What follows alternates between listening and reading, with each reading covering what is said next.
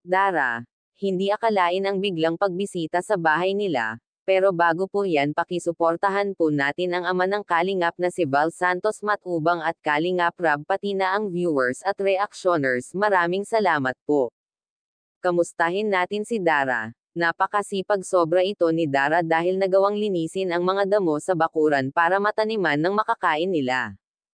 Kapag sa oras na wala silang pambili, nako si Aljan nagpatawa na naman kaya nasa kanya naman atensyon ng lahat, hindi mo maiiwasang tumawa sa kanya. Panay puri siya kay Dara at nabibighani di umano si Aljan sa kagandahan at kasipagan ni Dara. Mukhang busy nga itong si Dara sa ginagawa niya dahil di namalayan na pupunta si Kuya Rab sa kanila.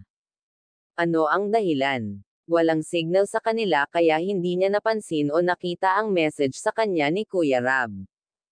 Saktong dating nila naubusan na ng pang-ulam si Dara kaya may dala-dala itong grocery para sa kanila.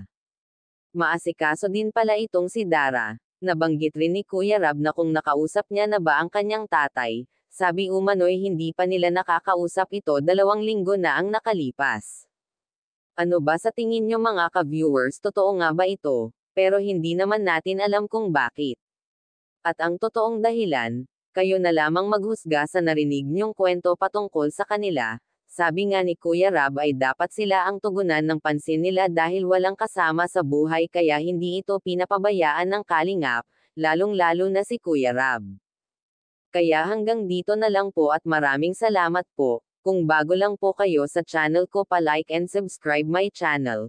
Thank you for watching and God bless us all.